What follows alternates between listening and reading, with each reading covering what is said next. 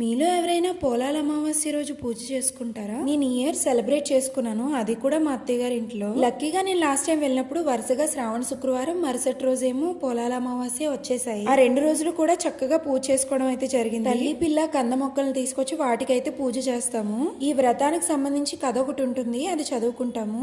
కథ పూర్తయిన తర్వాత కొబ్బరికాయ కొట్టి అక్షింతలు తలపై చల్లుకుంటాము. ఇదంతా అయ్యాక ఒక పసుపు దారానికి 9 గాని 11 గాని బూరెలు గుచ్చుతామన్నమాట. దండ చేస్తాము. ఆ దండ ద్వారబంధానికి కట్టి ఏ పిల్లల కోసం అయితే వ్రతం చేస్తున్నామో వాళ్ళ చేతే అది లాగించాలి. మగ పిల్లలైతే బూరెలు, ఆడపిల్లలైతే గారెలట మా అత్తయ్య గారు చెప్తూ ఉంటారు. ఈ వ్రతం పిల్లలు పుట్టడానికి, పిల్లలు కలిగిన తర్వాత ఆరోగ్యంగా ఉండడానికి చేస్తారు. మొదటి సంవత్సరం వ్రతం చేసుకున్న తర్వాత 5 సార్లు వరుసగా చేయాలంట. ఇలాంటి వాటి వల్లే పిల్లలు పుడతారు, వీటి వల్లే పిల్లలు ఆరోగ్యంగా ఉంటారని నేనైతే అస్సలు నమ్మను. మన ప్రయత్నం ఎంతున్నా సరే దేవుడి చిత్తం కూడా కొంచెమైనా ఉండాలని నేను నమ్ముతాను. ఆ కారణం చేతనే పూజలు అవి చేస్తూ ఉంటాను.